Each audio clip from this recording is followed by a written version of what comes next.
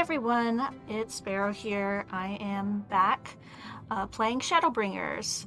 Here I am in the Tempest.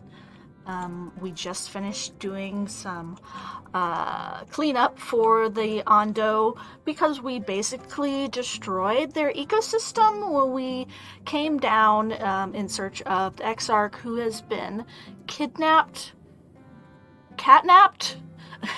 by Emmett Selk, and we're looking for his hideout, and it's pretty clear that he's down here somewhere, and maybe there's also an ancient civilization. Anyway, let's see what this Ondo guide has for us next. The chieftain has bid me guide your steps to the illuminated land. Come, the way lies downward. Follow the path of coral and rock and join your comrades below.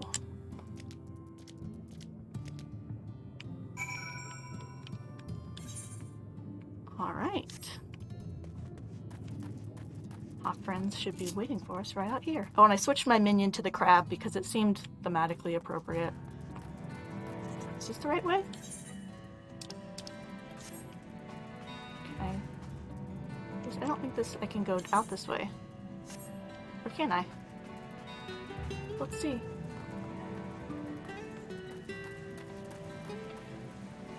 Oh. Looks like I can. Or am I now underground?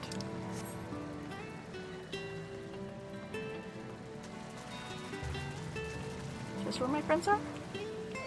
Oh yeah, there they are.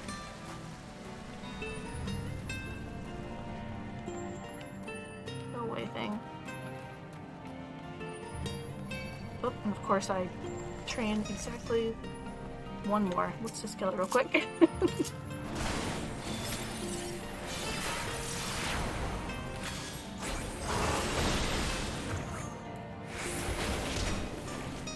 Poor little Nautilus, just defending its territory. Oh damn it.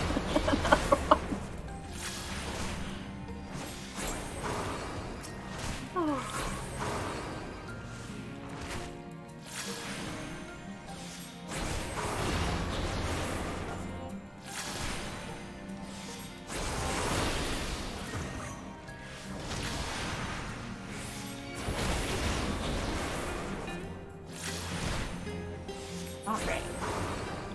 That guy's down.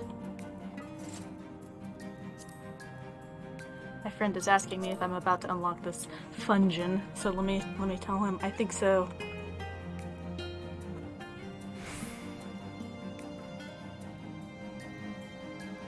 I will let you know.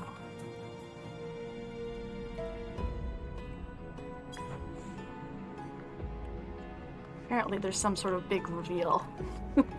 My friends are trying very hard not to spoil me. All are gathered here, yes? Then I shall describe the path you must take. Enter the cavern below, beyond, and follow the wall down and down and down. Once at the bottom, find the passage to the northwest, and then continue west and west and west. The way is not simple. Keep your friends within shouting distance and do not stray into the deep. Just before the journey's end, you will find the Caliban Gap and the barrier we placed at its mouth. This obstacle will fade should you raise a hand towards it. We have made it so. A most succinct explanation. We thank you for your guidance. Was it succinct? Okay. He's very polite. Right, deeper into the depths we go. Alright, let's go, gamers.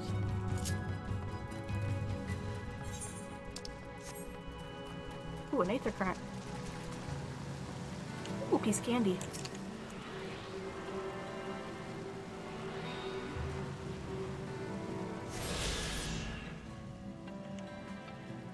We just jump off of here? I guess so. Let's take the cat. Ready? Flat. How did y'all get down here so easily? Okay, we go in here. Whoa! Oh! This took us back up. Wait. Where are we supposed to go? Oh.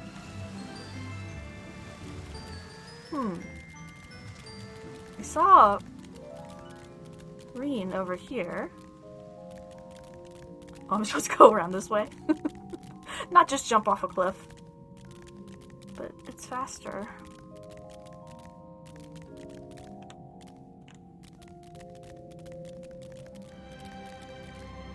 Take the most direct way possible. Which may or may not include yeeting myself off a cliff, but...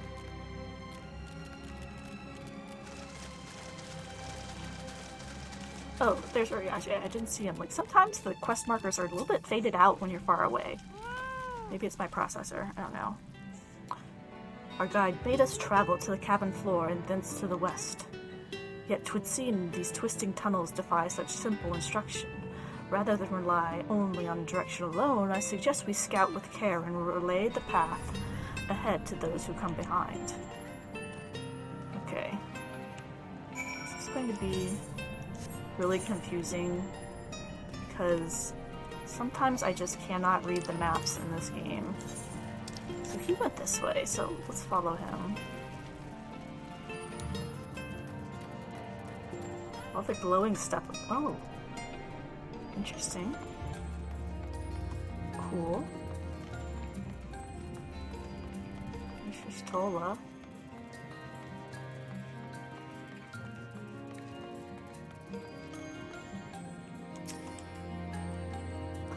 The rock drops sharply here, but I think this coral is thick enough to serve as a bridge. Looks like it, though. Oh. The sound it makes is kind of gross. Ew. Especially my crab. Crabbing on it. Dude, that thing's creepy. An anemone. I've never seen a sea anemone that looks like that. Oh, it's after me. This is cool. Underwater, it's like shipwreck-looking stuff out here. Here's Alphino. Going around these creepy things. Oh god damn it.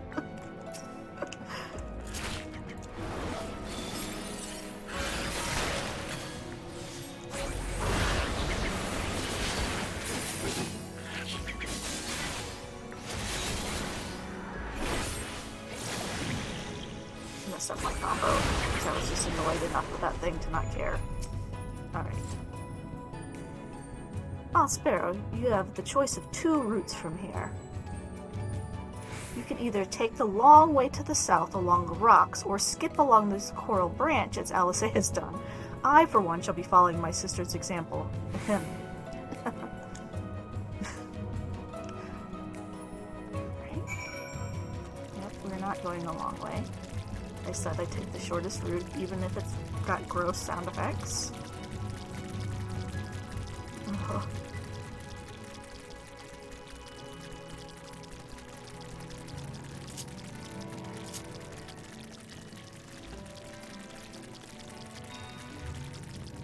Okay, there's Alphino again.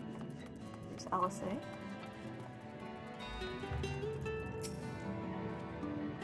Phew, not to it. Alice has already gone on ahead. We should catch up to her. Where is she? Why are you just standing around here then? This way. Down here. This is a big area. I'm thinking my cat. Oh, there's something glowing out there. What's that? Something shiny.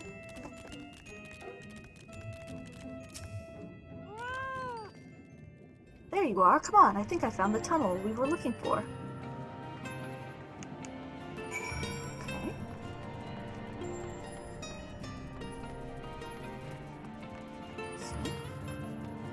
Ooh, a manta ray. I want to get the giant ray mount from the Kojin. I just haven't done enough of the Beast Tribe quest. That would be a cool mount to have right now, wouldn't it? Ooh, I see some more shiny back here.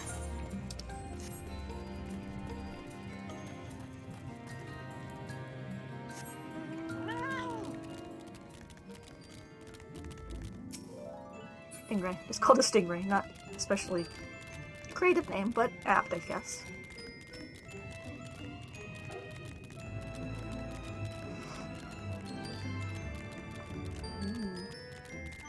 Going into a portal. Oh, this is just like the barrier they said was here.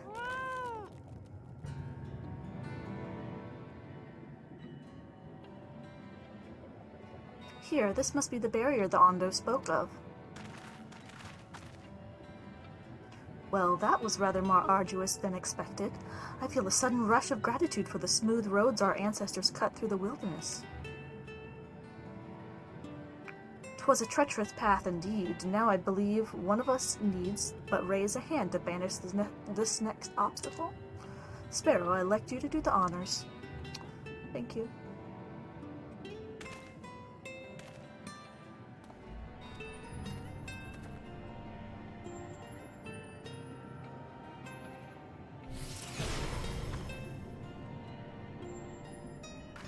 We don't show it disappearing because we didn't want to animate it. Gone just like that. I suppose we should head in.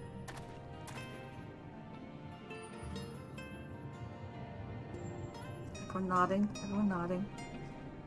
Like it is not, this tunnel will be just as perilous as the road we walked to get in here. Let's all stay aware of our surroundings, shall we? Who thinks that either Ren or Alphino is getting lost? Ryan? Ryan? I'm never gonna get her name right. I apologize.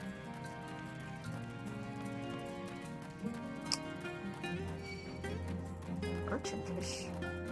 No thanks. This is a cool area. Oh, don't leave me alone. So which way do I go? I'm just ignoring these things.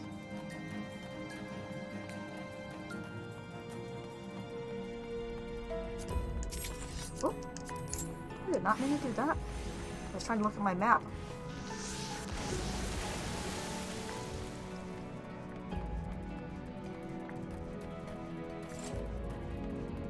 This is cool. Oh, something is still following me.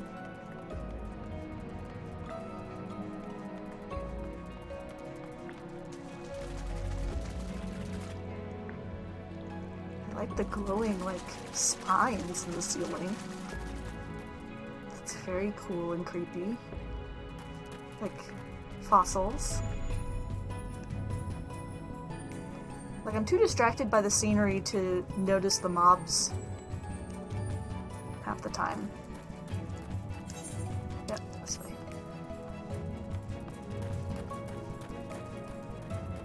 Like, I wasn't too impressed with this area so far earlier, but this is cool. Like, it's very murky in the main Ondo area. And some glowing stuff is cool, but this is more interesting for sure. Oh. Bit of cutscene. And my cat trying to get in my sewing machine box. Rob, what the heck? By the gods! What is it?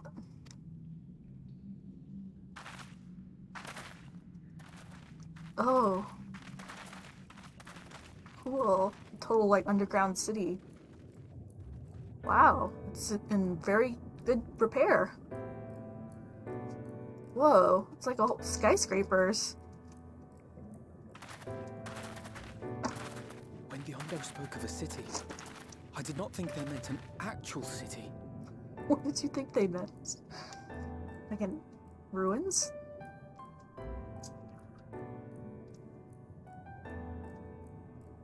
Then we are seeing the same view. So I don't quite understand. My son was asking me, he saw the trailer for In Walker. He was like, is she blind? And I was like, I don't think so, because she can see, but I'm guessing she mostly just sees Aether. Because she asks in, like, one earlier scene for someone to describe something to her, so she can't see the exact same view as everyone else. She can see, like, the flow of magic, basically. It's really interesting.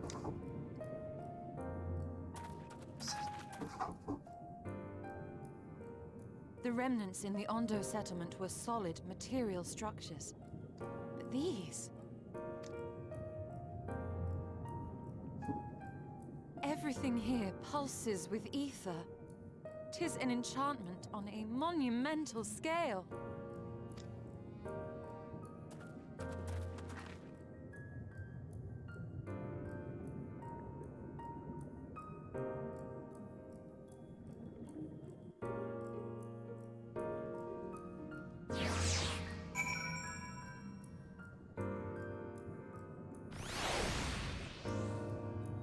That's pretty cool.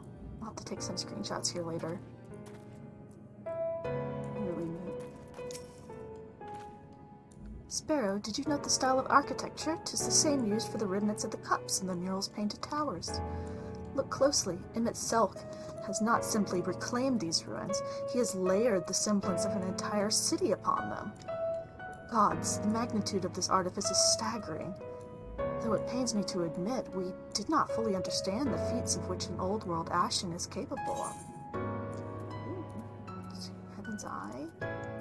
And... let's see... skills. My cat is getting into something in the other room.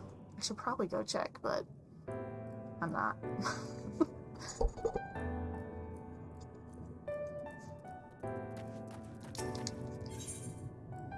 Alice is steeling herself for the task ahead.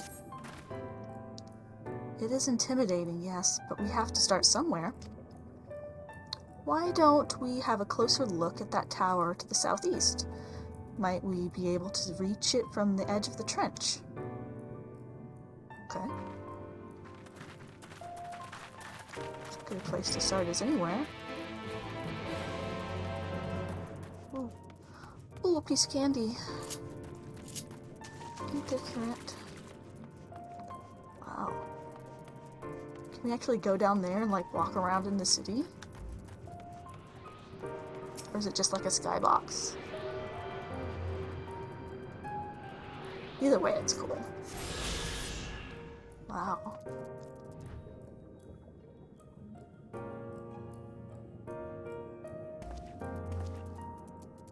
So this is like what the old Ashen city used to look like. Oh, I'm going the wrong way.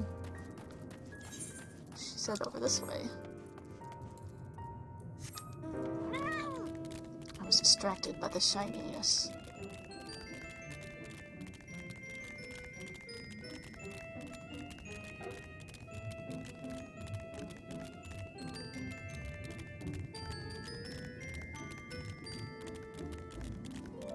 On this tower.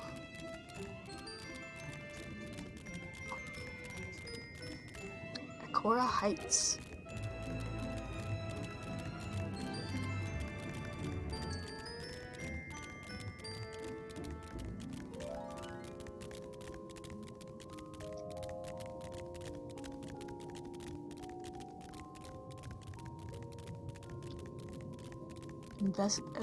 The imposing doors. These doors? Yep. I like how they're helpfully labeled imposing doors. I wouldn't have gotten that from context if they were imposing.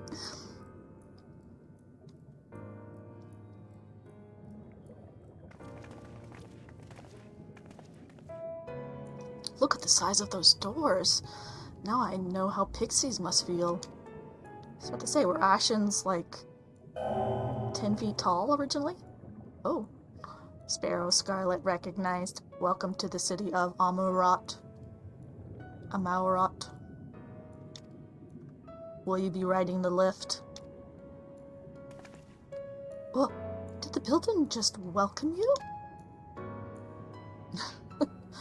Mayhap it is not so passing strange. Did Emmett Selk not invite Spare to his abode? Did he? 'Tis plain thy coming was expected.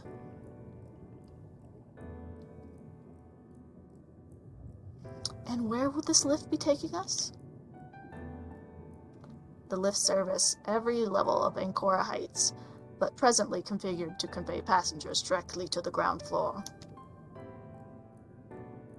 Well, there you have it. In the absence of some few hundred yalms of rope, we have little choice but to accept the offer. With the emphasis on we, I'm not about to let you walk into that place alone. Bad lighting on my face in this area. I wish the ride a lift. Please. As you wish, the lift will arrive shortly.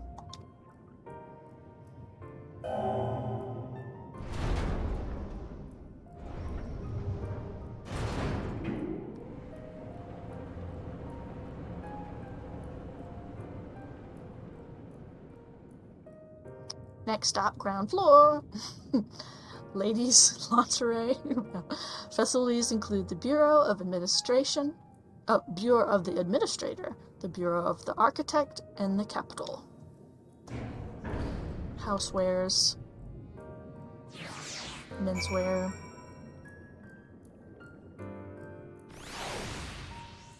Oh, we do get to come down here. Wow.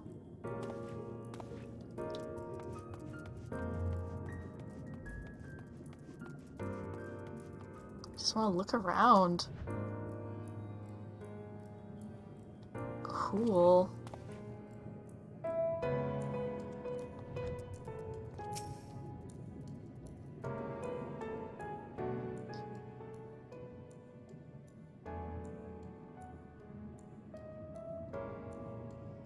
It's only at this distance that you start to realize just how big the buildings truly are.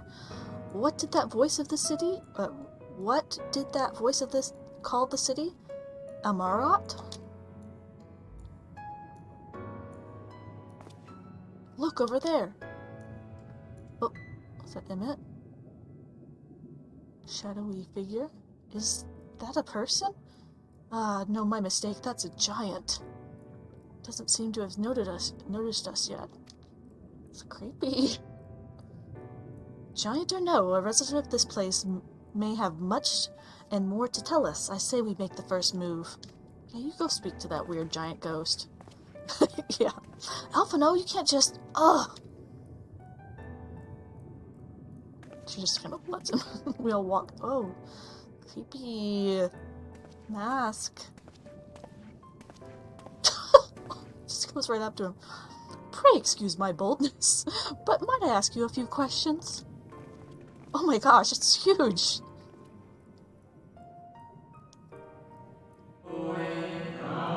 Oh. I can't even do this voice, but I'll try. Oh, what adorable costumes. Are you children on an excursion? This district has much to teach you. How odd! That sounded like no language I've ever heard, and yet I understood every word. Just as he understood us. We've got a universal translator. And, what district is this exactly? You must be lost, poor things. You stand in the polyletterae. My friend who is like a major in Greek and Latin would know how to say this, but I do not. Polylerite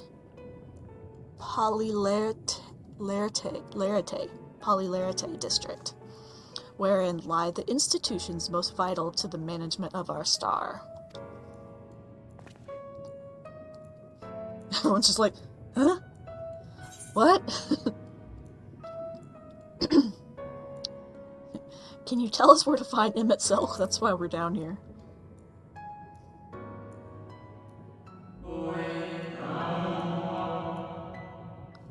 Ah, I see. You've come to marvel at the workings of the Convocation of 14.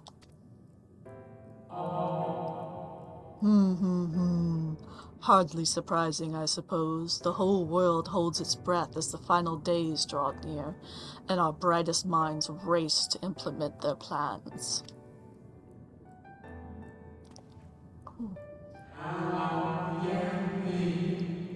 Thus, you must understand that gaining an audience at this time will be next to impossible. You should hurry home now before your families begin to worry. Do you need me to walk you back? This giant is very kind, even if they're extremely spooky. They think we're kids. Well, I mean, some of us are. No, thank you. We will be fine.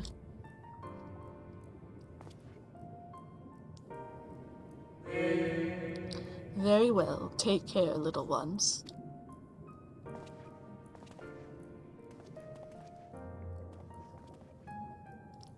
It's extremely weird. And she just fades away. What was all of that about? To my eyes, these people appear as arcane entities. I suspect Emmett Selk wove them from aether, much as he reconstructed the rest of the city. The final days. Yeah, that doesn't sound good.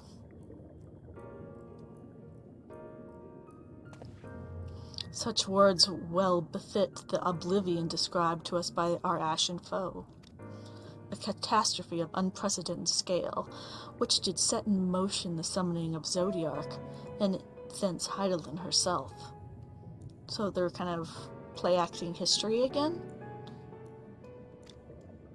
But that happened centuries and centuries ago, didn't it? That man spoke as if they were rushing to avert a disaster here and now.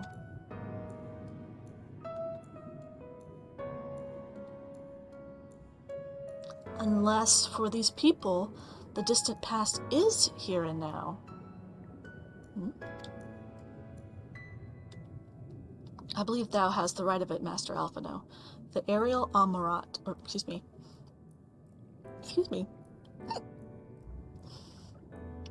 This ethereal Amarat and its residents appear to be the phantoms of a different age.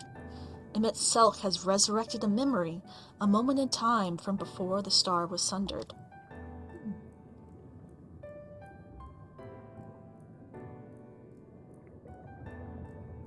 So, we find ourselves in a long-destroyed city inhabited by long-departed.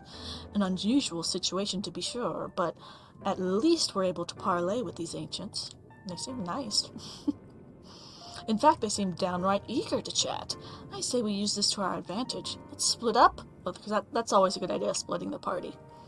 Split up, strike up some conversation, and see if we can't learn the location of our quarry. And while we're at it, it wouldn't hurt to wheedle out a few more details regarding this Convocation of 14 and their impending disaster. This lighting is not very good for darker-skinned characters. You cannot see me at all. To mingling, then. Let's meet back here when our jaws start aching. Okay, Thangred.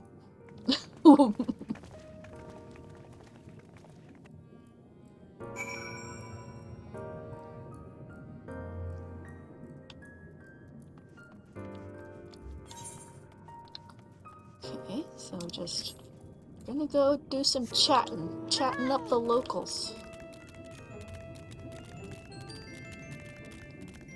We have this cool set piece here. Oh, here's someone. No, don't want to talk to me.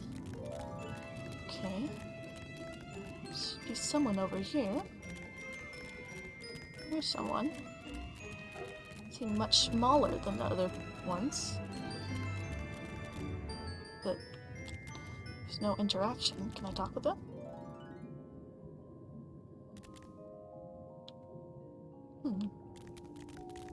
Okay.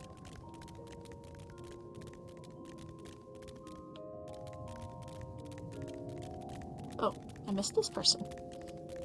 Anxious Amarotine. Amarotine.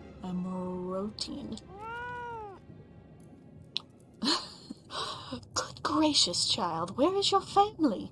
You should not be alone at a time like this. Run along home, quickly now. Have you not heard? Though yet confined to the lands across the sea, a terrible phenomenon afflicts us. They are calling it the final days. 'Tis said it starts suddenly, a cacophonous keening from beneath the earth. The sound distorts all living things within earshot, and wrests us control of our creation magics. Once that happens, all is lost. Fear, pain, despair, every dread impulse is siphoned from our minds, and given substance, an eternal fall of fiery rain, an incessant spawning of nightmarish beasts. None can point to the source of this phenomenon. 'Tis as if the star itself has fallen ill, as if a force inimical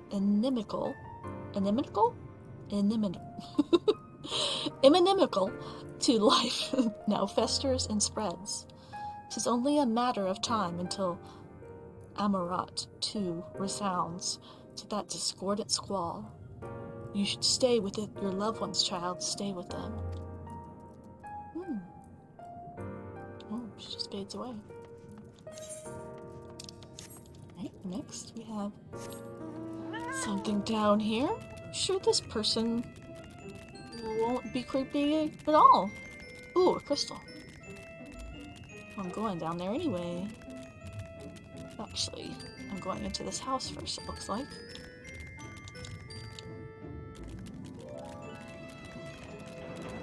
Ooh. Wow. Bureau attendant. Pragmatic armor routine. Are we in like the Amarot DMV? An audience with Emmett Selk. I'm afraid you have the wrong office, little one. And besides, he will be far too busy to field the questions of curious children. Surely you have been told of the looming catastrophe. Every resource available to the Convocation must be spent upon ensuring our world survives. They have yet to make an official announcement, but it's said that the 14 are moving forward with the plan of scarce, credible proportions, one which promises to grant will to the very star itself. They will invoke our mightiest spells of creation to birth an entity of all-encompassing magnificence, and then they will rewrite the laws of existence. So they created Zodiark with magic. They created their own god. That's what it sounds like. 'Tis a huge undertaking, and it must be completed ere the corruption spreads this far. Thus I say to you again, do not hold out hope for an audience. But I'm gonna...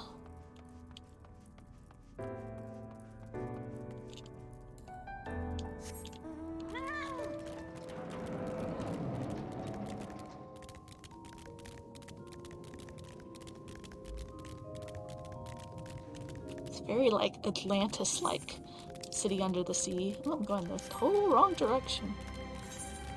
Oh, but I wanted to go to the crystal first. Can I go to the crystal? That's why I wanted to go here. Can I go down there? Yeah.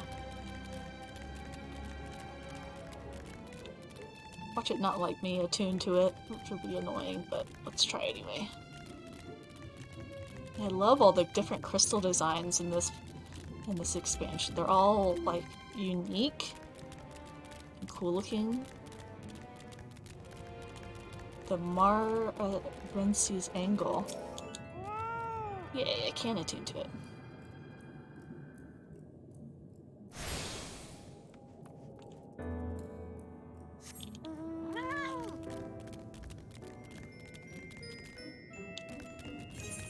Wish I could fly in this area, but not yet.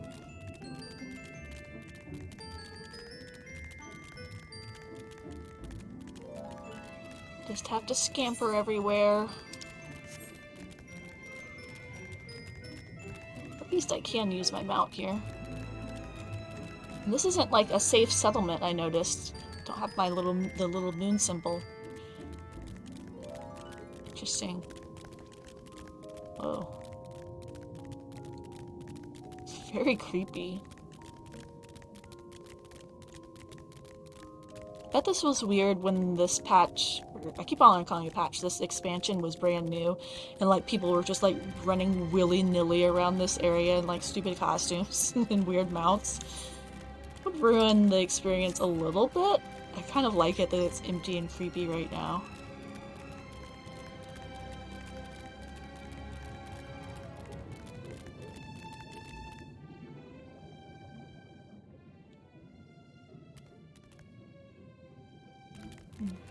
Just getting some of the flavor text. They were talking about a calamity.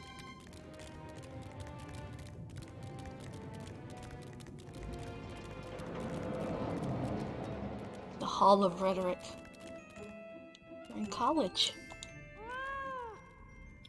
'Twould seem the hall is host to a most precocious visitor this day. And what, pray tell, shall be the subject of our discussion, young one? Ah, the convocation and their handling of the coming peril. 'Tis only natural that you would have questions. Shall we begin with the members themselves? As all know, the 14 are the wisest and most puissant among us. They are the stewards of order, responsible for decisions which keep the star turning season after season. Be it the speaker La Habrea, name drop, or the emissary Elidibus, each seat is occupied by an elected sage of surpassing intellect. So we've heard those two names before. I don't think we've actually met Elidibus, but they've talked about them in a couple of different cutscenes, and of course we know La Habrea. Logriff, Mitron, Emitselk, their individual titles has, of a gesture of respect and matter of tradition, become synonymous with their incumbents. Thus, it is with great incredulity that I greet this recent rumor that a seat in the convocation is soon to be left vacant. So, was one of them going to die, or leave their office? If proven true, it would be an unprecedented development, and testament to the immense pressure under which our saviors are toiling. In any event, I, for one, am confident that they shall deliver our star unto salvation.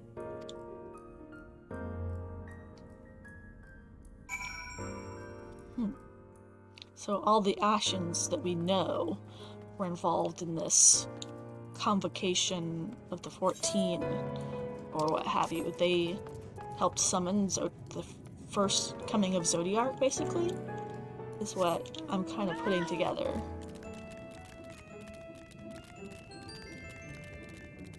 And now Emitselk is like recreating it, basically, for some reason.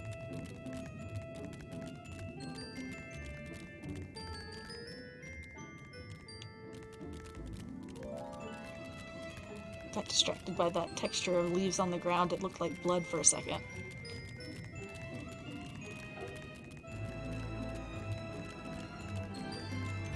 Alphino does look very tiny in this setting. Sparrow, if I was not certain before than I am now, the people of the city believe that they face the end of the world. I cannot imagine what purpose compelled Emitselk to recreate this ancient Amarant. And yet, I fancy I hear his words to us echoing through the ocean trench. He would have his story known. So he wants us to kind of see it and understand what happened. Let's see.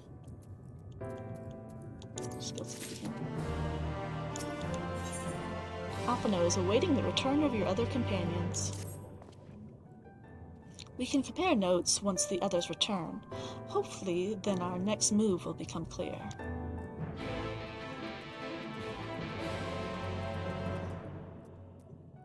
Cutscene. Is this one going to be voice acted? Watermelon, watermelon, watermelon, watermelon. Nope. 'Twould seem our conversations were much alike, a looming disaster, creation magics running rampant, and this convocation's effort to bring salvation out of chaos. I suppose there was talk of little else in the time when these events came to pass. Ah, Urianger, if I may, what are your thoughts on the ancients' art of creation?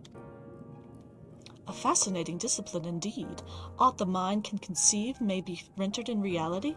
All that is required is a clear concept upon which to focus one's will. 'Tis not dissimilar to the primal rites taught by the Ascians, wherein the ritual ceremony breatheth life into figments of myth and legend. Yeah. I mean, Zodiac is basically a primal, and they've implied that that's the same for Heidelin as well. I see we have arrived at the same conclusion, then. The people who lived in the age before the Sundering were blessed with vast reserves of mana. No matter how draining these creation magics must be, it seems that they paid the cost with not more than a fraction of their aether, which coursed through their own bodies. If we were to attempt the same, such spells would soon deplete our energies, and then seek to draw the balance from elsewhere, from a hoard of crystals, mayhaps, or the very land itself. Thus, when this art of creation was placed into our hands, it became, in effect, a means for destruction. An interesting matter to which no doubt bears further study, but despite all these revelations, I worry that we are no closer to finding Emmett Selk. Has anyone learned aught which might lead us to his location? Not directly, mayhap, but from what we've heard, it seems that the Convocation of 14 is sequestered in the nearby Capitol building. When we went to see for ourselves, the attendant wouldn't let us through without a writ of permission. So we tried our luck at the Bureau of the Administrator, where we thought the permissions might be issued, but the clerk there said he couldn't help us, since our names didn't appear in the registry. And that was where we gave up. I wonder, though, Sparrow, could you be eligible for one of these writs? I mean, he invited me, right? The voice in the lift seemed to know who you were. It might be that your name is registered at the Bureau as well. Worth a look, I'd say. Meanwhile, I'll head back to the capital in search of a less official point of entry, just in case. Pray allow me to accompany thee on thy reconnaissance. An arcane perspective may prove needful. Oh, okay. Ahem, I think I'd like to speak to more of these ancients. Maybe they know something that could help cure Sparrow's condition. Would you mind coming with me? Oh. Of course, I don't mind. Just lead the way. Girls' trip.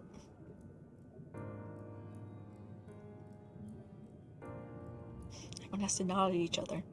Then Y'shtola and I will busy ourselves with further exploration. There is surely more intelligence to be had. And so we part ways once more. This time, however, let's reconvene in front of the Capitol.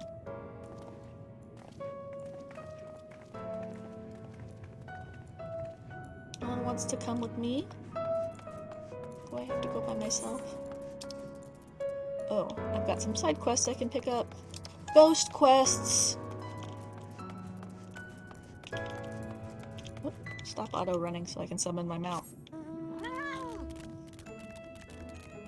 Patronizing Emeraldine. They've all been a little patronizing. The patronizing Emeraldine is struggling to conceal their disapproval of your attire. I must say, little one, those garments you're wearing, they are your own original concepts, I take it? Clearly they must be, given their rather singular flamboyance. I would never dream of stifling a fledgling creator's creativity, but to parade about in your cultivated individuality is hardly praiseworthy. Wow. An Amaratine of character shares their creations with the community. They do not hoard them for their use alone. The delight in disparity is a mark of the morally deficient. Wow, she's taking me down a peg. Disparity engenders feelings of want and resentment, which degrade the bonds of fellowship. Thus do we encourage creators to share and share alike, else we risk kindling the embers of covetedness,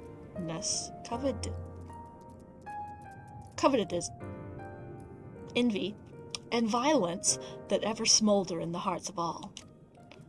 Therefore, I must implore you, little one, to cast aside your original trappings and don the communal robes, that you might acquit yourself as an equal among many.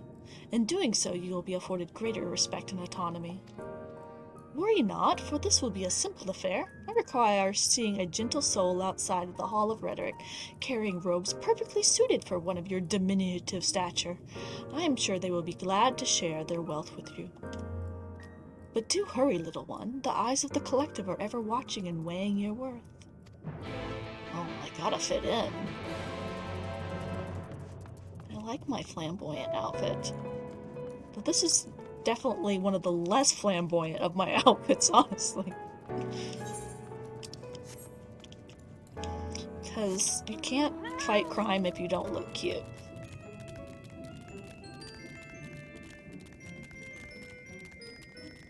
That's what Reno 901 taught me. Alright. What's this? You gonna give me some clothes? Oh ho, aren't we looking rather smart this day? What can I do for you, little one? Maybe I should give them southern accents, that would be kind of funny. Hun?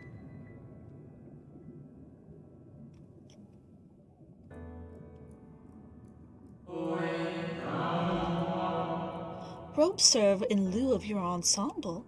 Ah, how prudent. Alas, I have nothing I can offer you in this present time. The ones your associate saw me carrying earlier were a failed experiment. I never intended to make them so small, so I disposed of them shortly thereafter. A failed experiment?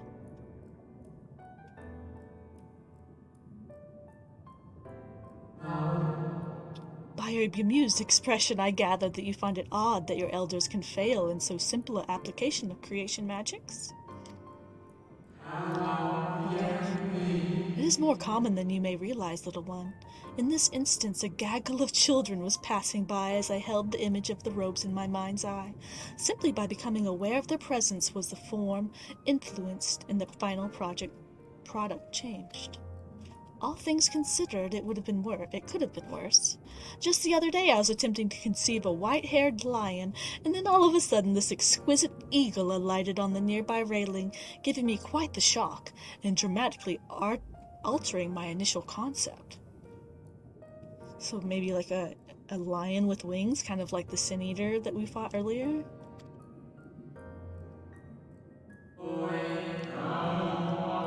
Yes, indeed, it was a most unexpected development, but not an altogether unwelcome one. Great strides are often born from unexpected impetus. Not gonna try.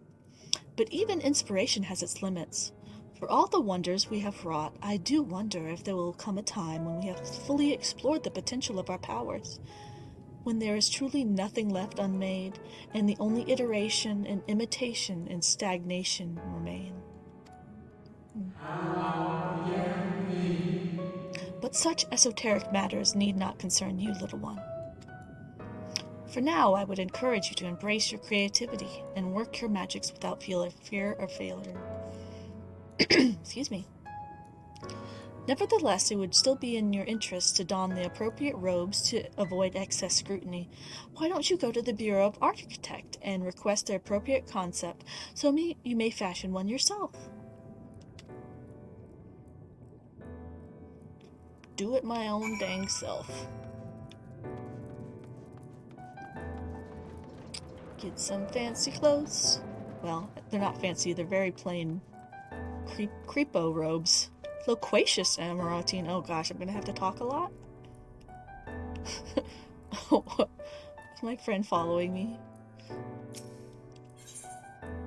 The loquacious Amarantine wishes to engage you in a battle of wits. Greetings, little one. Come to debate? And so at a young age, how wonderful. How, shall we retire to the benches and settle on a topic? Oh, my apologies for jumping to conclusions. My friends are not quite as fond of the Hall of Rhetoric as I am, so I have a habit of chatting up any potential conversation partners. So if you are not here to debate, I presume you are here to learn about the mysterious and esoteric goings-on here. 'Twould be my pleasure to act as a tutor for you in these matters if you will indulge me. These ghosts, creepy ghosts, are so polite and nice. The Hall of Rhetoric, as its name indicates, is a place where citizens may freely gather to discuss and debate all manner of topics. The central forum is ideal for open discussion, but smaller rooms are available for the desiring more intimate conversation. Oh, and there is a wealth of reading material concerning rhetorical techniques in history penned by the greatest minds can offer as well, should you wish to refine your techniques through self-study. This one is indeed loquacious. To my mind, however, rhetoric is a living, breathing thing that is best experienced at the most moment of conception and execution. Perhaps a demonstration would be best served to further your education. Okay. I saw a contemporary of mine engage in a lively debate earlier, just outside the hall. Go and see if they are still there, and issue to them my personal invitation to a friendly battle of wits. Alright. Let's see, are we gonna do one of those weird, kind of like dialogue prompts, like when we had to kind of talk China's through his, like, panic attack, basically? Are these guys over here? Yeah, here we go. A firebrand. Let's see how feisty he is. But they are. But that is precisely my point, and their obsession with the so-called mandate to approve only the most beneficial concept for wider distribution, never mind the ridiculous subjectivity of their criteria, has led the Bureau of the Architect astray from its original purpose. Oh, he's feisty. Huh? Have you business with me, child? Regardless, I am in the middle of a heated discussion with my partner. Come back later. Ooh. Shut down. Oh, we get to talk to him more? No. My position has nothing to do with the intrinsic value of unique identity and whether or not it is retained. Rather, I posit the reproductions of a given concept are inherently imperfect, and thus they are themselves unique, albeit in a minor but significant degrees, and most importantly, this variance is not to be condemned, but celebrated. Better than to strive in vain for an impossible standard that, even if met, would leave us lesser for lack of diversity. Wow. The writer sure had a field day with this. The Emiratines appeared to be engrossed in their debate, utterly deaf to you and your pleas for attention. Listen to me. Am I gonna get slapped? My, aren't you a stubborn little bugger? It is strangely endearing, I must admit, but we have all the time in the world. Why are you so insistent that I speak with you this very instant? The world is ending? Ah, you are acquainted with that chatterbox. I suppose I do owe them a debate or two, and now as good as an occasion as any. So be it.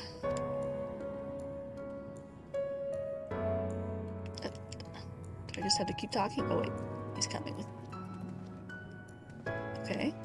Oh, just disappear? I have to go back inside? Whew. This is really giving my voice a workout. These ghosts like to chat.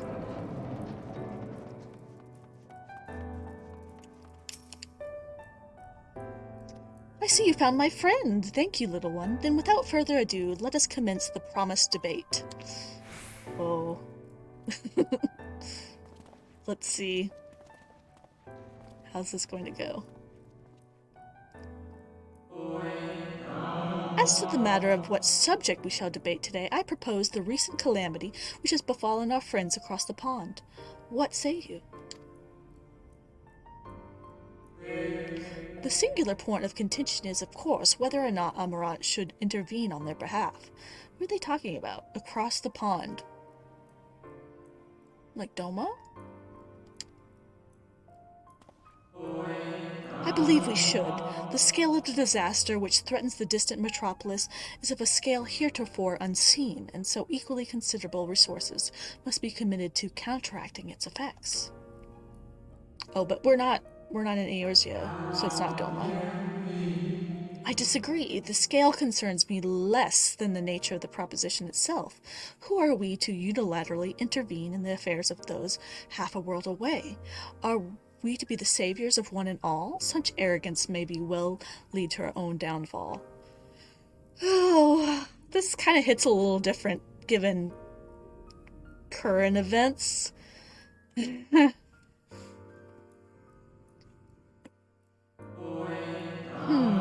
While I understand your concern from a philosophical standpoint, I fear you are too quick to dismiss practical considerations out of a desire to maintain an unassailable moral authority. Murat. But let us, you and I, hold here for the present and offer the floor to our young student. You would have heard our opening salvos in this debate concerning the fate of our neighbors across the sea. What is your opinion on the matter? Oh boy. Putting me on the spot, huh? To ignore the plight of those one might conceivably save is not wisdom, it is indolence. Ooh, we cannot save everyone. Sometimes all we can do is save ourselves. Jesus. Let's go with the first one, though.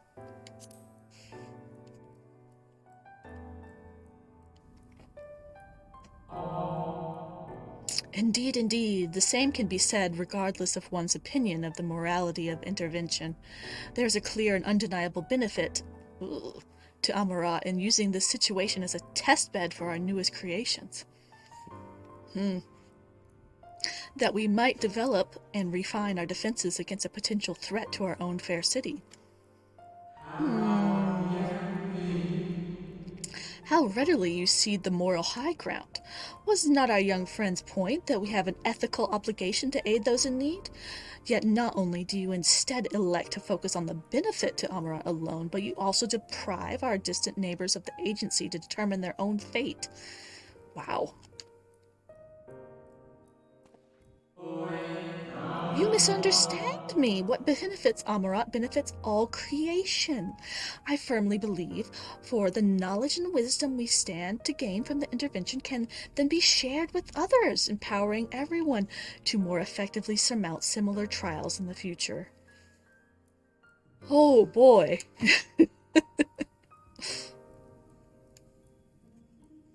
Oh boy.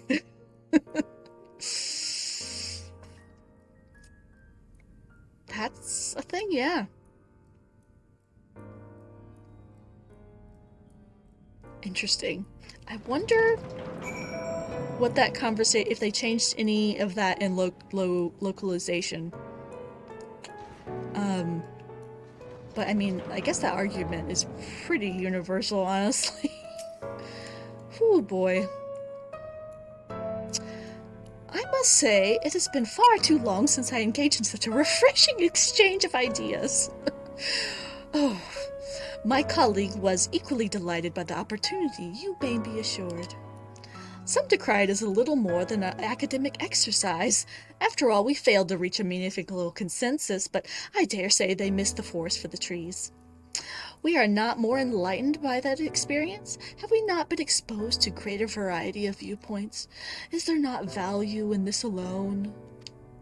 I truly believe we are blessed, #blessed, to be part of a society that exalts the free exchange of ideas, and that encourages active participation in the public discourse. This conversation is making my skin crawl, y'all.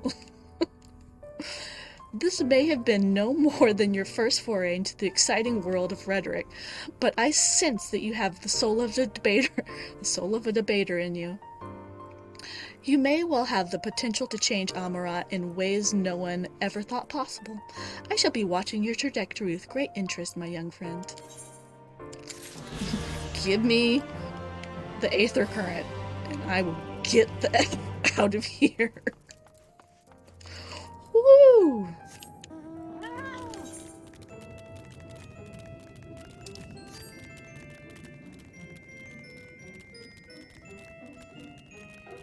Did not anticipate being on an episode of Fox and Friends in this episode.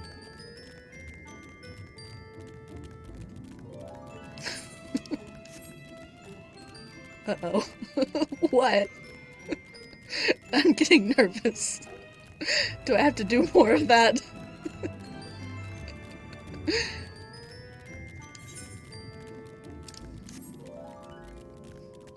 Let us see.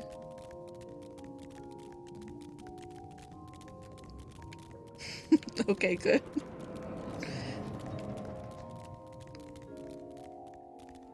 As long as I don't meet, like, Ash and Sean Hannity or something, I'll be okay. The bureau attendant seems to be regarding you like a lost young child. Small, sassy child.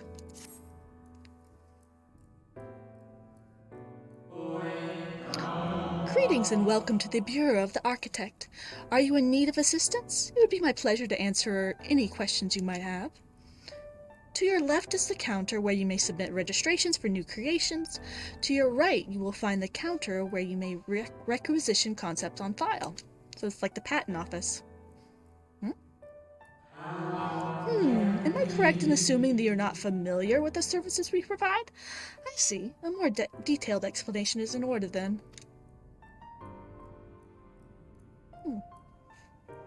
You understand that by harnessing the powers of creation, we can give physical form to all manner of concepts, yes?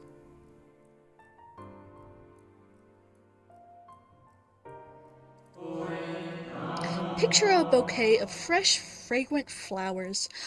Fresh, fragrant flowers. Say that 3 times fast. And all the colors of the rainbow. Now picture those self-same flowers formed of delicate crystal, impossibly fragile and radiating hues beyond the visual spectrum. Every day, our people push the boundaries of imagination to conceive new and striking designs like these. But there are limits to what a single individual can shape with their abilities alone. Those who harbor great ambitions may offer their concepts to others here, that they might with the strength of many accomplish what one cannot.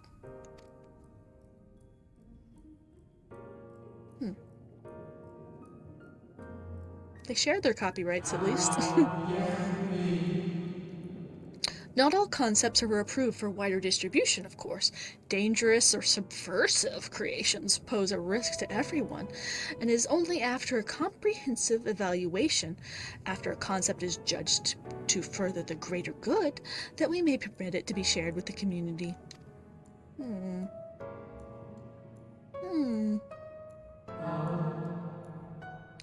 Do you understand, little one? Since you are here, I think you might benefit from conversing with some of the others currently availing themselves of our services. Why don't you go and speak with some of the citizens waiting for their registration to be processed? As much as I'd like to believe the explanation was more than sufficient, I expect that you may gain greater insight in this way. Great! More chatting! Chatting up the ghosts.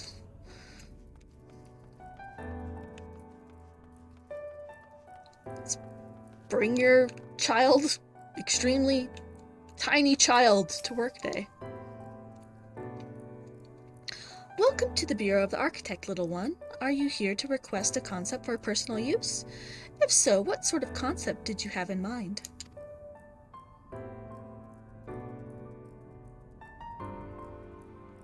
Ah, communal robes. That would take but a moment to prepare, but before I fill out your quest, I should caution you. Pardon me for asking, but your creative potential is, relatively low. It is it not? We are trained to assess these things, and I fear that you do not possess the ability to express this concept in physical form. It's almost as though you completely lack it, though. That can't possibly be. But regardless of the reason, you needn't worry. We have special tools that may be used to address this eventuality. I will furnish you with an etheric rope that you can use to restrain one of the misbegotten cubuses that congregate in the plaza north of Academia Ainder. Once, you will need to weaken your quarry before you can reliably bind them, but once you have, you can repurpose their energies to create your own ropes. Gonna go lasso some Rubik's Cubes. That's what it sounds like. Cubuses? Cubi?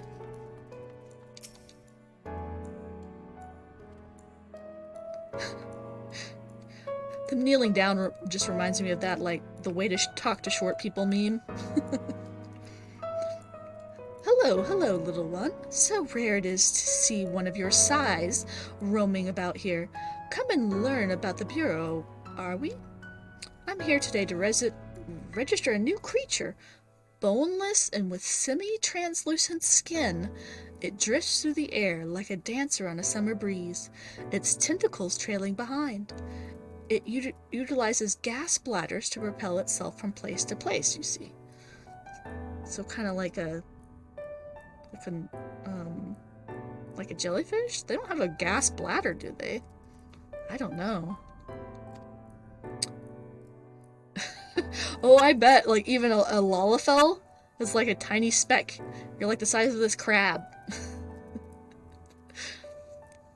I admit is not the most elegant of designs. I'd not shed a tear if it were rejected, quite frankly. But what can I say? I take pleasure in conceiving unorthodox designs. A beginner like you shouldn't take after me, though. If you're looking to pick up a few tips, you should probably ask someone else. Ah, that is my number they just called, if you'll excuse me.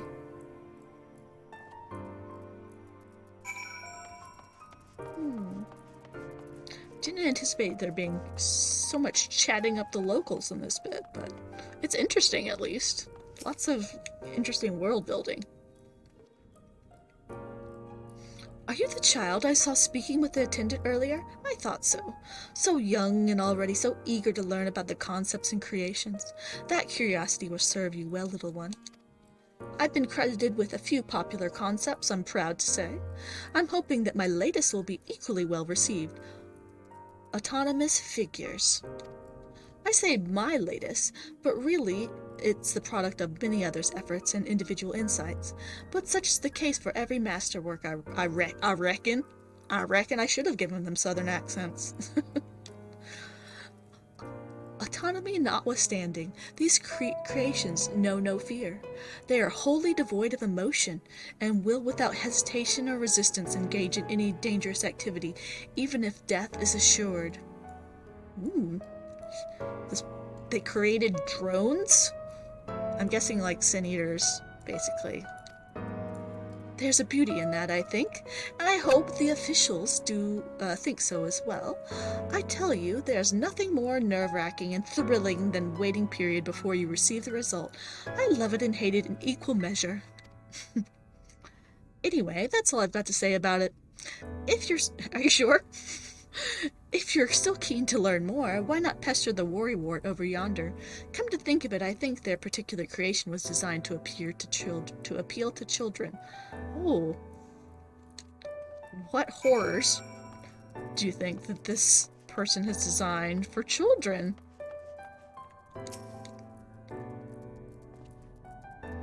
You there, an aspiring creator, come to learn about the Bureau and its inner workings, I trust? That's all well and good, but since you're here, perhaps you can help me with a little something. I've been refining a concept of mine for some time now. Adorable little creatures designed to be the perfect plaything for any young citizen, but I'm still terribly unsure if it's ready to be submitted for approval. Which is why I was hoping that you might first put it through its paces and tell me what you think. Your honest opinion. I'll have no flattery from you, young man. Did they design Pokemon? This matrix will allow you to summon my creations, but don't use it here. Take it outside first, and don't be afraid to play rough. It's all part of the fun. Wow. Okay. Give me, the supposed child, some dangerous creature to play with. I'm sure it won't try to murder me.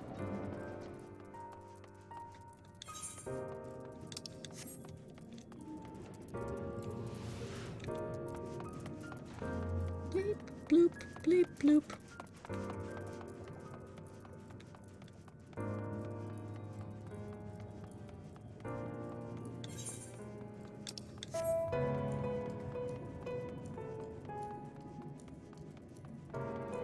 Play with the creations. It has some sort of matrix that comes up? Oh, this is the etheric rope. Concept matrix? Is that where I use it? Yeah, here we go. Whoop! Do I just attack them? Yep. Just puddings. Oops.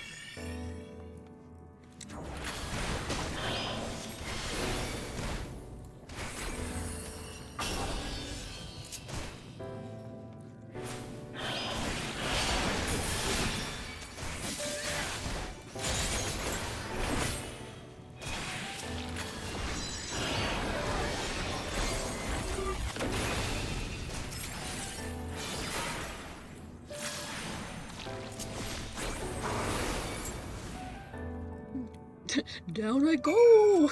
It talked. I wasn't... Bye-bye! Oh, they talked. Creepy.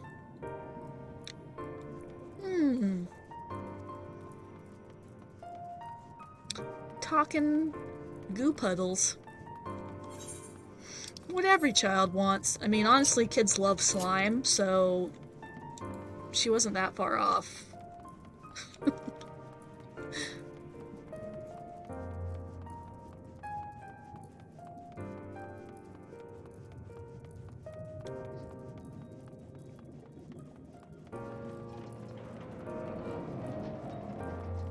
Your slime was fun.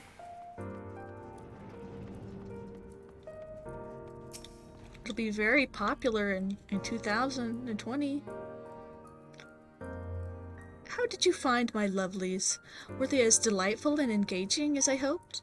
Tell me everything, spare no details. I say, they spouted nonsensical phrases and attacked you like mad beasts? How distressing and not at all what I intended. My sincerest apologies to you, little one, for the unpleasant experience. Still, from these experiences, do we grow stronger and wiser? I look forward to the day when you will try your hand at creation too. Give me that candy. Thank you. The ether crystals do kind of look like mints.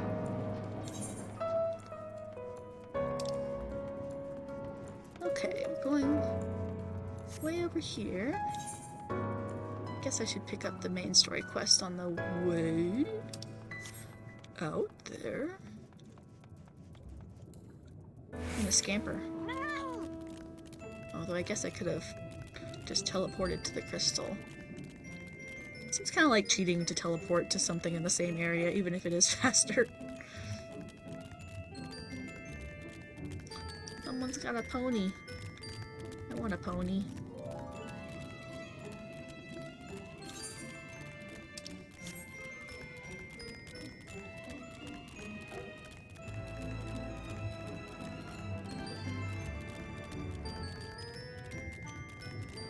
Might have to go and try doing all the primals to see if I can get some of those pony mounts. I don't have any of them. Oh, I'm right in front of it. A visitor's writ? Well, yes, I can assist you. Full name, please. Sparrow Scarlet. Please wait near the counter while I confirm your details. I have to actually wait. Waiting, waiting, waiting. Sparrow Scarlet, your application is ready for collection. As your residency was approved by Emmett Selk himself, further forms of identification will not be required. Here are your application documents. Submit them at the Bureau of the Secretariat, and the clerk will issue you with your visitor's writ for the capital. Thanks! Lots of bureaucracy in this episode. Are they going to make me shower like in Yulmore? I imagine after being underwater and riding a whale, I probably don't smell great. Okay.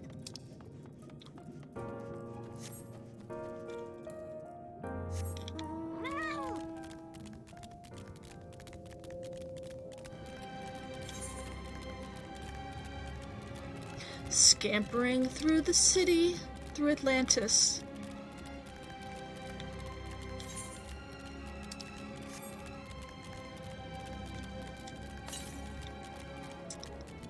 No ether currents around here. I might have gotten them all except for the ones that are quest related. Is this where I fight the cubes?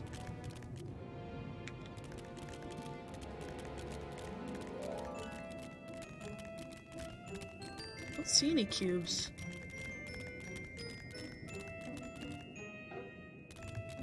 Use an etheric rope on a weakened cubus. Community cohesion. Yeah. Hmm? Where is this cubus? Oh. It just kind of appears. It just took a second. This is a cubus? I thought it would be a cube. Okay, so I have to weaken it first. Ooh. So much slime. Okay, this should be enough. No, no, whoa, I almost killed it. The rope. There we go. Yay. I got one. Okay. I guess I have to run back there real quick to deliver this cubus.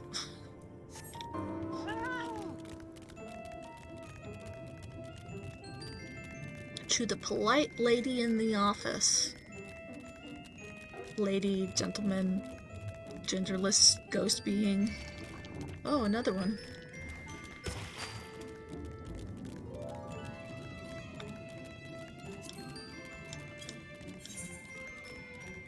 Non-binary ghost.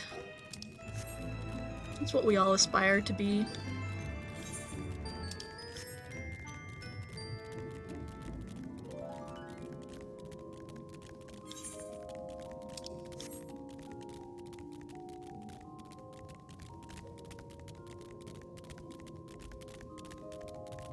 This is a really cool area, though.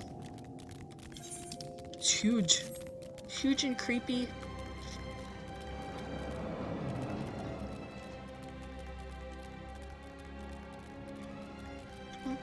Hello, madam. Or sir? Madam? Don't know. Welcome back, little one. Did you succeed in binding a cubus? I did. Have a captured cubus. Concept clerk. You have done well, little one. Allow me to siphon its energies and prepare the matrix for you. Should only take a moment. Here you are, creation matrix that you may use to generate your own robes. Interesting. This concept is inscribed upon the crystal, which has been infused with the aether of the beast you brought me. What? Why are you looking at me as though I do not know how to channel the powers of creation? As though you do not know. It is as natural as breathing. Even a newborn babe has the instinct. Even if your potential is lacking, as one of our people, you must surely know what to do. Heh. Oh, I got a lightning cluster. Interesting. So I don't actually get robes out of that? I was hoping I would get, like, some robes I could actually wear. Maybe that I get that later. Oops. My map slid right off. Going all the way over here. Scampering through the cityscape. Enjoying the scenery. Wow. That's cool. I definitely am gonna have to come back here to get some screenshots later. I love the trees, too. So, was the city originally underwater? Or... I'm guessing not. I guess the sea kind of came later.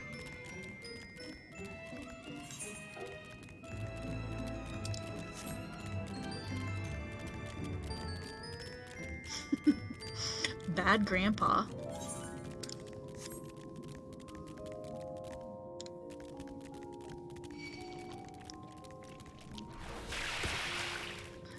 Great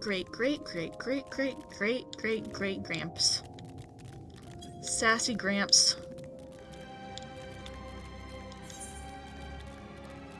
Little Gramps. Just shooting my friend in the back. Getting up to all kinds of shenanigans.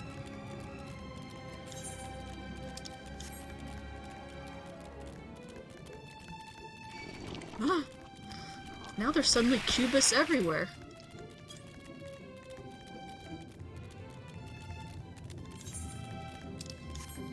It's a regular infestation.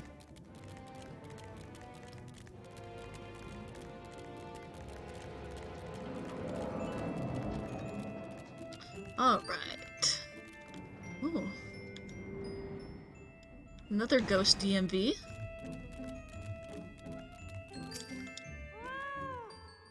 Next, please. Here you are. I can't even, like, reach over the counter. Visiting the capital, are we? Well, take a seat. Your name will be called once your application has been processed. How long is that gonna take?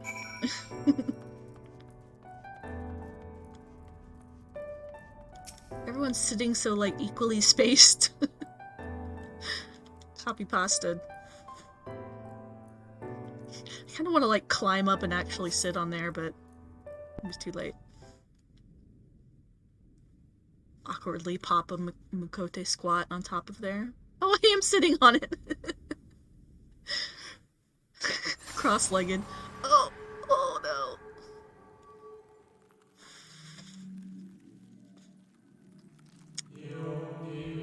May I? Hmm? May you what? Oh, sit beside me? Sure, I'm just having a psychotic break, that's all.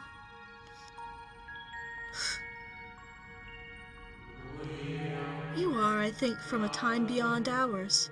Have you followed in the wake of Emmett Selk? Oh, this one's like kind of more self-aware.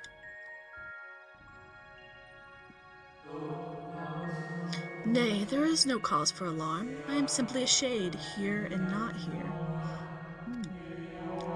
I only know that my name is... oh my gosh. Hythlodius. Hythlodius.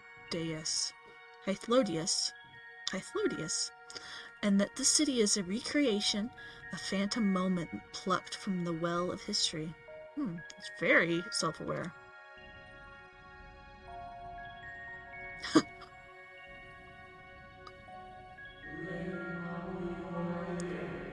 These others seem unaware of their pale existence, but I wonder if Emmett Selk's mind was distracted when it came to my reconstruction.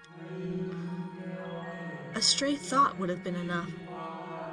Hythlodius will realize the truth, for example. We were close friends once, you see. That ... is doing a lot of work there. Close friends.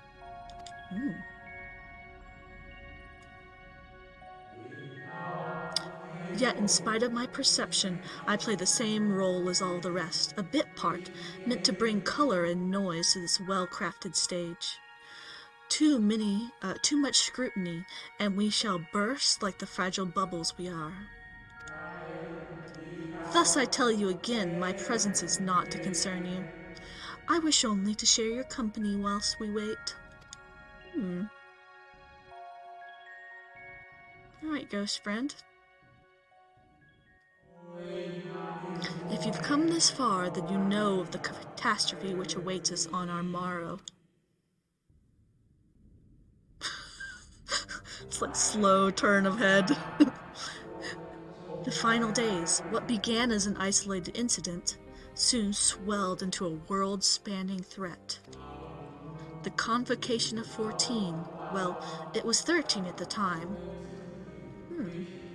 endeavored to create a will for our star. They would repair the fundamental laws of order and halt the spread of destruction. But creation on such a scale required an immense source of power. So interesting, they said that it used to be the 13, but now they're calling it the 14, so is like Emmett Selk kind of rewriting history, changing things. So I can't say I trust him as a honest narrator. So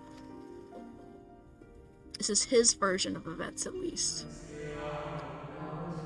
Of those who still lived, nearly half offered up their lives in the name of salvation. Oh, wow. Well, at least the line's shorter. And from their sacrifice, Zodiac was born. Just as we had hoped, he reached forth and halted the march of oblivion. Yet, oh, how the star had suffered. So many species lost. The land was blighted, the waters poisoned, and even the wind had ceased to blow.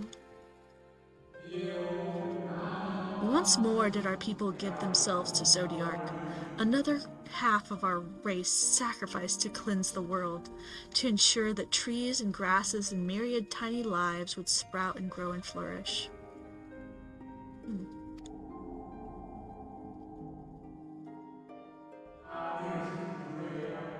The cycle of life had begun anew, and we reconsidered the means by which we might protect it. The convocation decided thus.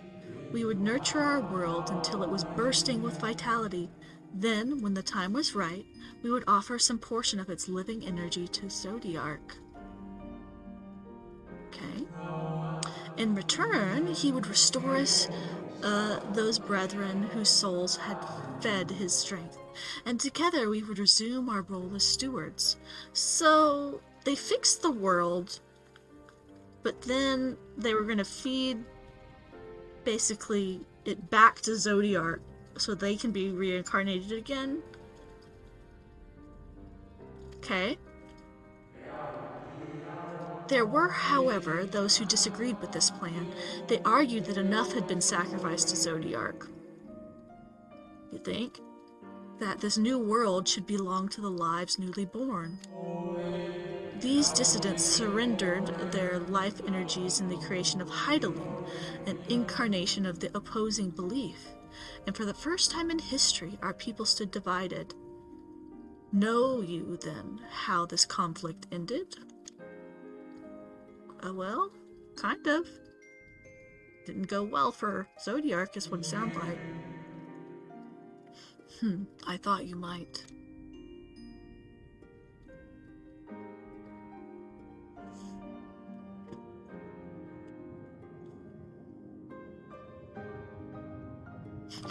Why is he so tiny compared to the big people? Emmett Selk has ever been a champion of the will of Zodiac. It's kind of like hunched posture. I guess he's supposed to be old. The original plan may have been set back by millennia, but he will not have abandoned his course. He will pay the price for a return by whatever means is necessary. And though he may carry himself with a certain glib ease, Emmett Selk is not a man to bear his burdens lightly.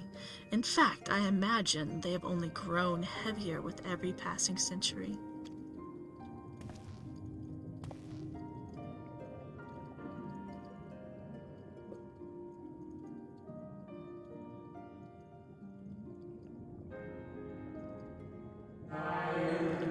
truly terrible weight that he has chosen to carry.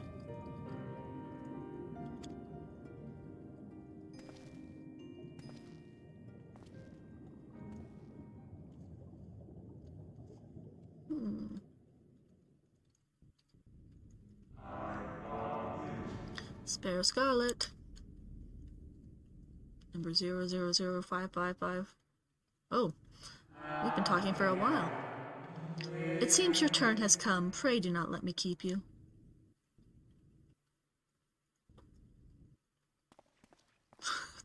Standing up on the bench. Hop off.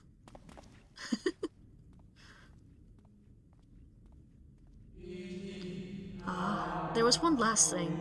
You walk with another at your side, yes? Well, several, if you're talking about the scions. Oh. Talking about him. Nay, I see no definite form, just the faintness of suggestion of a second soul. I doubt it is visible to anyone but me. Otherwise, I assume only you can see and hear this ethereal companion? A very perceptive ghost.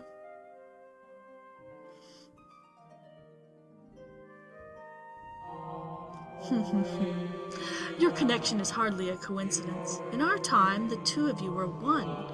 The color of your souls tells the tale.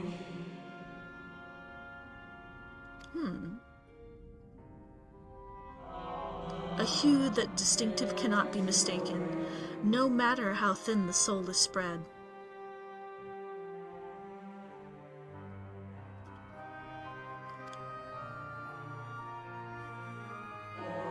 Ha, this is just the kind of fate I might expect for one such as he.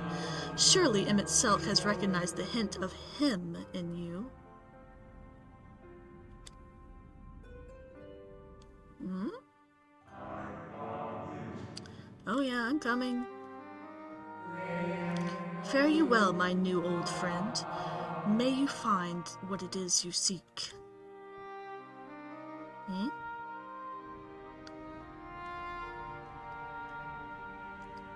So I'm guessing, me and Ardbert used to be one soul.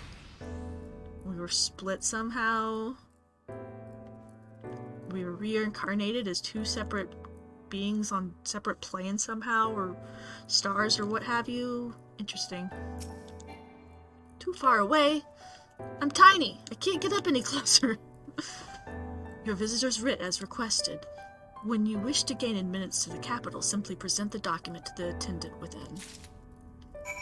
Thanks. Where shall we go now? Okay, back to the capital. We're gonna teleport over there. Because it's a lot of scampering. It's a lot of scampering.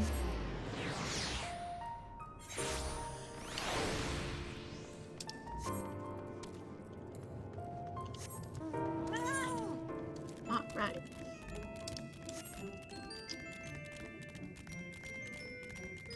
I actually get to go in here, a dungeon. I thought I would open up the dungeon as soon as I got here, but there's been lots of interesting little side quests. Enjoying the scenery. They gotta draw it out a bit. My pals.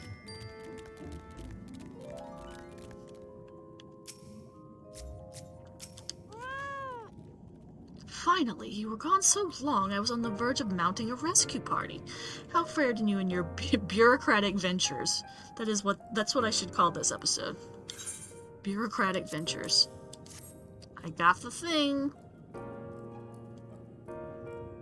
Bureaucratic ventures and ghost chats. Ah, I see my instincts were correct. And a good thing too. Urianger and I weighed our chances of breaking into the capital, and an official entrance is by far the more attractive option. The capital boasteth not a single armed sentry. 'Twould seem that in their time they did not deem it needful to post guards. So why is it that hard to break in? The windows and doors, however, appear heavily warded. Though mightily did we strive, the strength mundane and magical, we failed to budge them even a fraction of one ilm. Maybe 'twas simply the case that Emmett Selk's recreation did not extend to their usual function. We didn't try everything, of course, but we thought it best to conserve our time and energy for more pressing matters. Speaking of which, Ryan and I tried asking about a cure for you. The problem is these ancients didn't exist beyond Amarots today. They will happily tell their own tales, but whenever we attempt to explain our situation, the conversation quickly became muddled. They don't, really understand. Except for that one. What of you, Sparrow? Was aught worthy of interest said during your efforts to obtain a writ?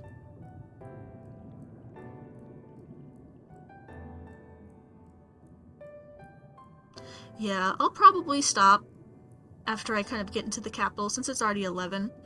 And I'll save more of the... I don't want to get deep into the very end when it's already so late. Well, it's not super late, but I do have to get up at 6 in the morning. But let's see. Let's continue through this a little bit more. What of you, Sparrow? Was aught worthy of interest said during your efforts to obtain a writ?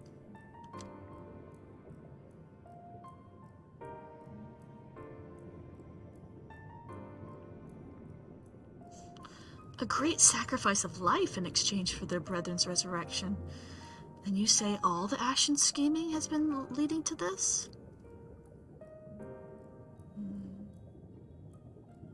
All this time. But if they still mean to enact this plan, then things won't end with rejoining.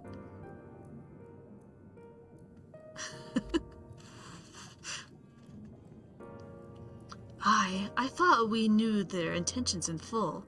Restore this world to its former glory, and in turn empower Zodiac to reclaim his throne at the will of the star.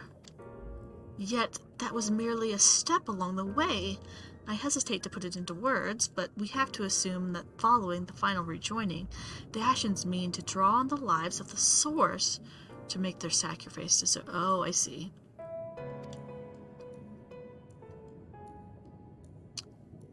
That does seem like the most likely scenario. Mayhaps those who ally with the Ashens would be spared of that fate. But what value is there in surviving when all of our history, all of our struggles will be erased? I cannot conscience such an act. Of course not.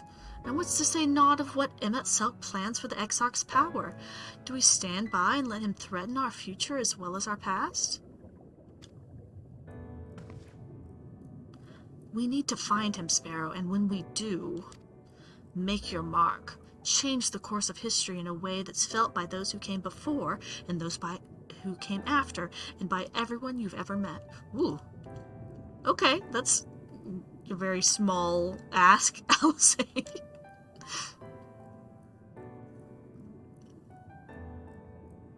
Change things so that even my other self, dying somewhere in that future calamity, will smile and say, I knew you would win.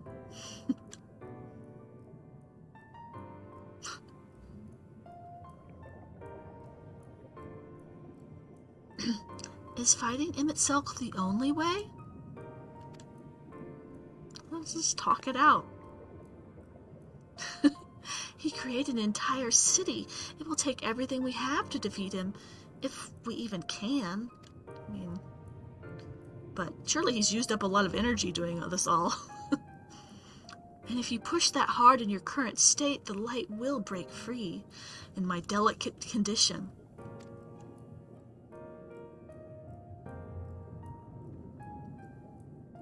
The decision to press on lies with you, just as it lies with each and every one of us.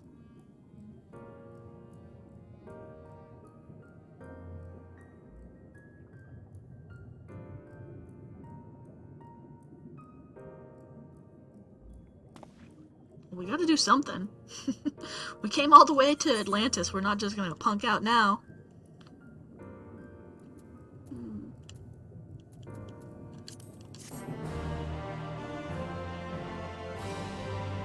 have all the aether currents yet?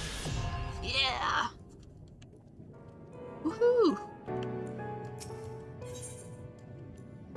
Ooh, what do I get? A present? It's always fun when you just get a Christmas present. A mysterious Christmas present. Do you remember that talk we had atop the tower in Mordsuk? Yeah, where we talked about giving the creepy kid an apple?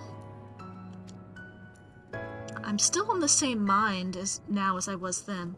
I don't abandon you, you don't abandon me, and together we make a difference in this fight.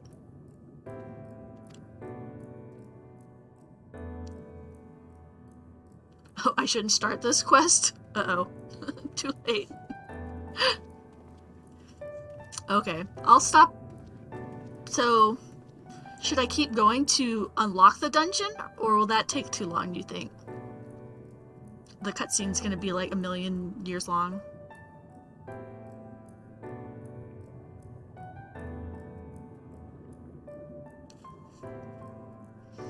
There's always hope if we look for it. Ooh, cliffhanger. Ooh,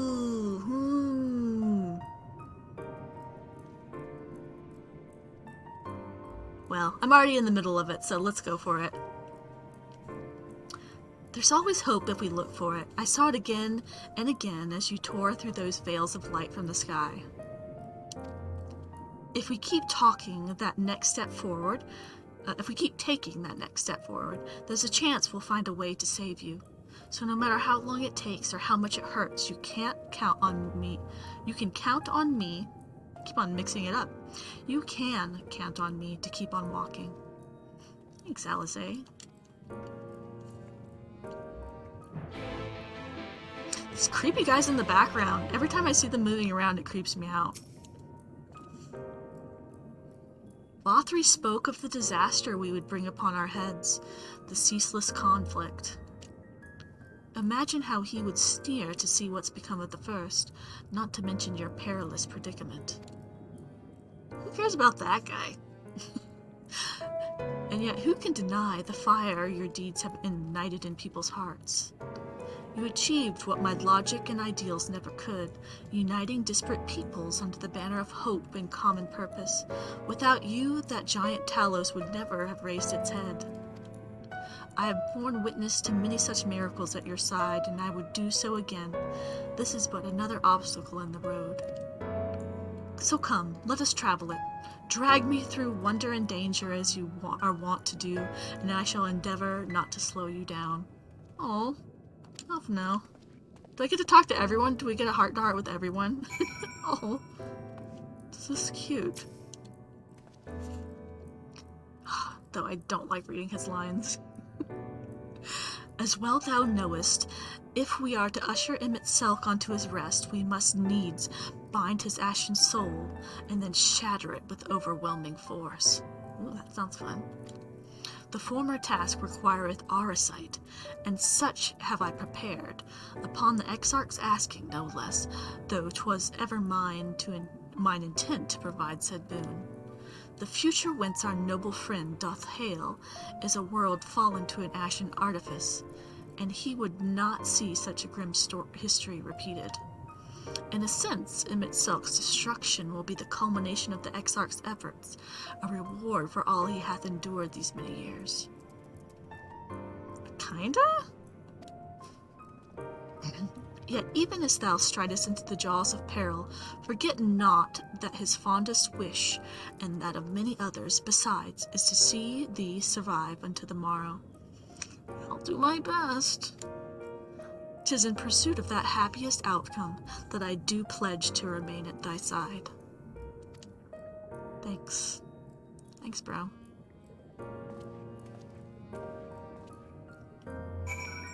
I stole it. So is the Anchorage gonna be the last one? Oh, or Ryan. Our time in the first has been a never-ending succession of trials, as arduous as our path in the source ever was. Yet, through all the journeys together, through that deep and foreboding wood, you have helped me to stay true to my convictions. Thus would I return the favor. as your heart decrees without hesitation or regret. And that is all I will say on the matter. Pistola. Oh, my friends. Well, this has put everyone in a solemn mood, hasn't it? Honestly, we're not even sure that this will be the end of it. There's a whole other expansion of this. After this, right? I mean, that kind of spoils some things. I've seen the trailer at the beginning of the game. I know that everyone basically survives somehow, so...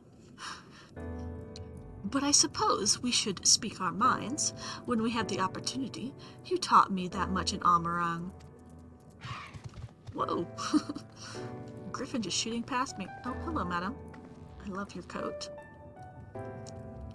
So forgive this moment of sentiment, Sparrow, by dragging me into this sorry mess. You've given me the chance to think and act as I should have, for Ryan's sake. Words cannot express how much this has changed my life or how grateful I am for your support. So, I shall express my gratitude through action instead. No matter where you decide to go, I will be there, guarding your back. I hope you'll be tanking. We don't got another one.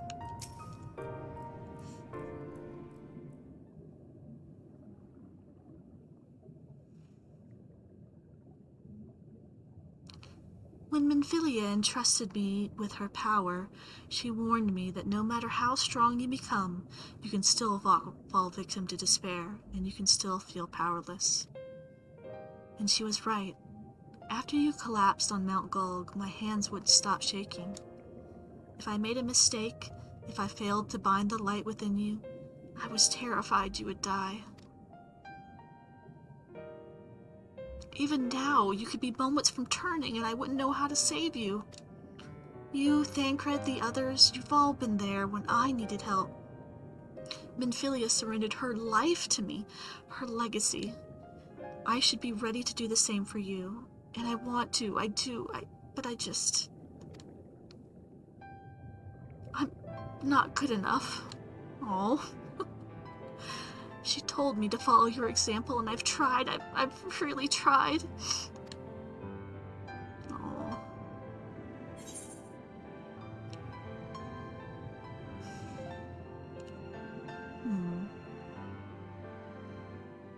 You shouldn't hang your head.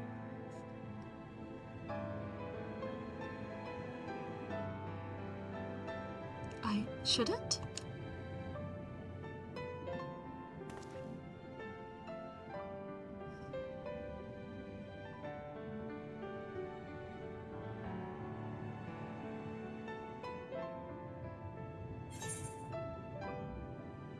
Fate can be cruel, but a smile better suits a hero.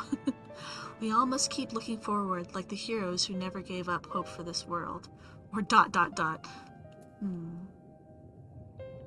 I'm not gonna tell a sad girl to smile. So let's go with number 2. We must all keep looking forward, like the heroes who never gave up hope for this world.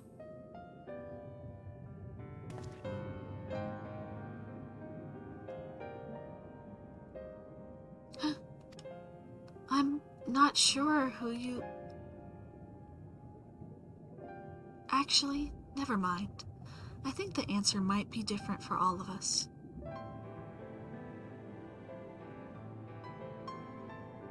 No, nothing will come of brooding here in self-pity.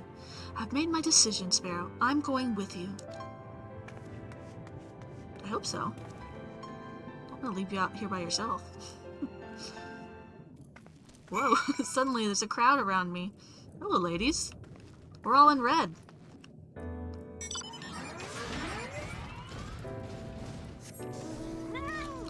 Alright. Here we go. Oh, I can fly. Sorry, I have to cackle every time I fly with this mount. It's just too perfect. Okay.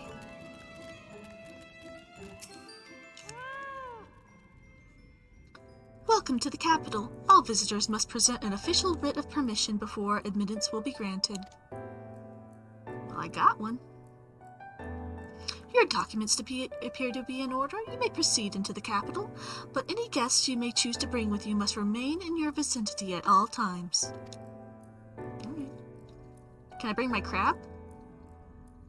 Well, here we go.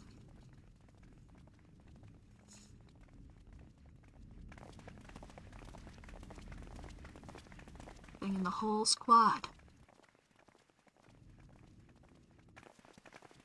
This really is unacceptable.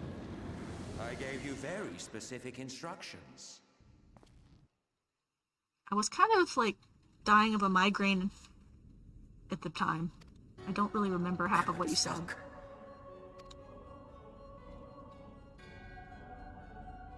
My invitation was for an abomination, ripe with the power to bring about the world's annihilation. Not this half-broken thing. Whatever am I to do with you? And I see you insist on keeping the same familiar company. Are you so lost without them?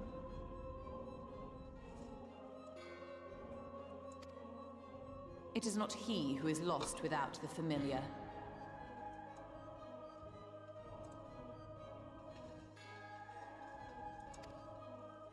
Not content with remaking an entire city, you aim to fill it with the reconstituted souls of the dead. I may have gotten a little carried away in my attention to detail, added a few unnecessary flourishes. This character has a lot of unnecessary flourishes. Well, I wouldn't call them unnecessary. Well, there's no point trying to hide it. Yes. Once the rejoining of worlds is complete, Zodiac will regain his full strength and shatter his prison. Then we shall offer up the Source's remaining inhabitants in sacrifice, that we might resurrect our brethren who died to bring Zodiac into existence. But what was it that you came here to do exactly?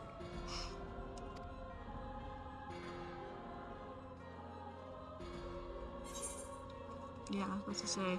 We came here to stop you. We came here for the Exarch. I mean, kind of both, right? Well, let's say stop you.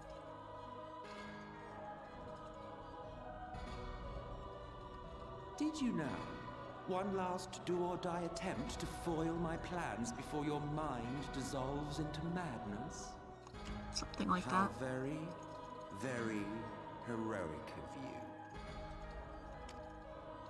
you. In every single age, there is always someone who wants to stand up to the evil Asians.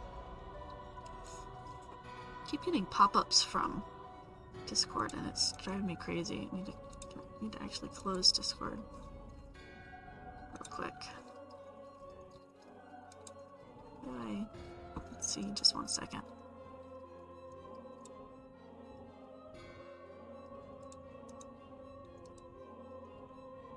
Okay. Sorry, y'all.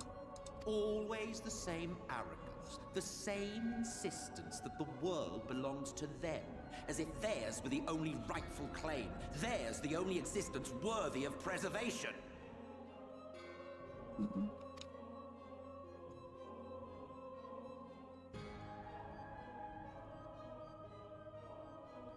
It doesn't give you a right to just wipe them out, though. Even now, after everything, you refuse to see reason. You think it unfair that you are subject to suffering? That your lives will be sacrificed for the ancients? Well, yeah. Look at me. I have lived 1,000 of your lives. I have broken bread with you, fought with you, grown ill, grown old, sired children, and yes, welcomed death's sweet embrace. For eons have I measured your worth and found you wanting. Too weak and feeble-minded to serve as stewards of any star.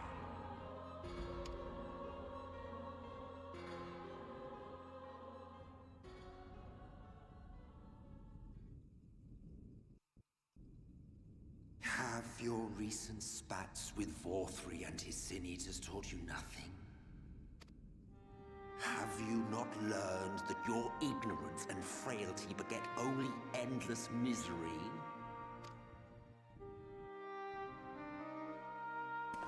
How long do you mean to perpetuate this farce?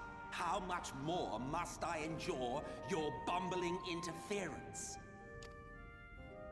Let us imagine that the laws of reality are again undone and the world faces true annihilation.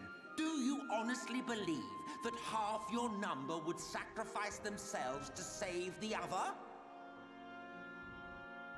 Well, Of course they wouldn't! And if you had witnessed history unfold as I have, you would reach the same conclusion.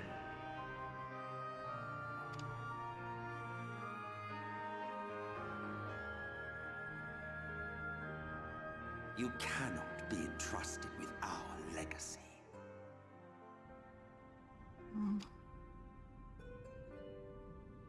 I will bring back our brethren, our friends, our loved ones. The world belongs to us, and us alone.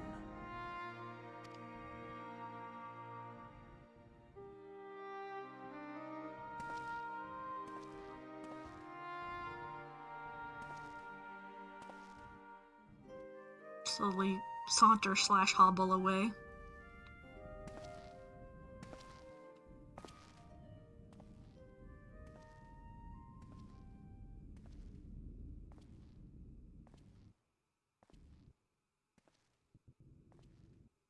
Emmett Selk!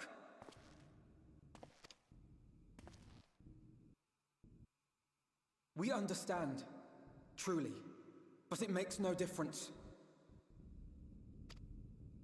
The ones you love are in the past, while ours are here in the present.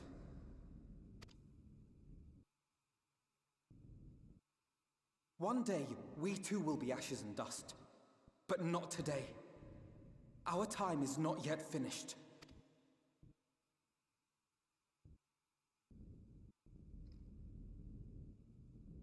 We share your conviction, and that is why we will not abandon our course.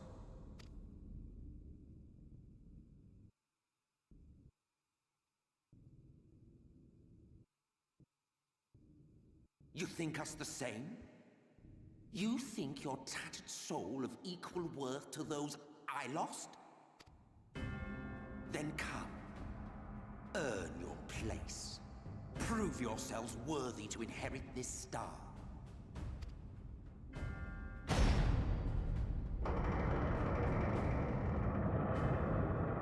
Oh. Oh. Behold the coming oblivion. 'Twas the end of our era and the beginning of our great work. A fitting backdrop for your final judgment.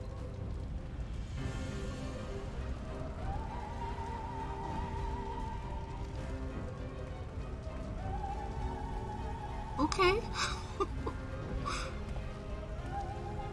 I shall wait within, but do not spend too much time on your preparations. There's no telling how much longer the guest of honor will last. Ah.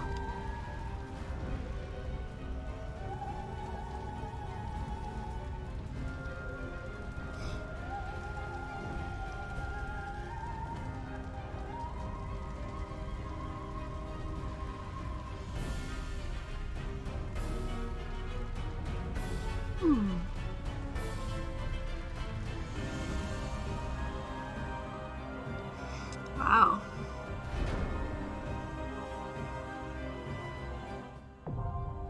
Amarat, now accessible. Oh boy.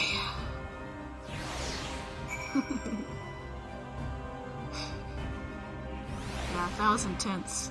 Oh, yeah, here we are. But I think that is a great place for us to stop tonight. Ooh.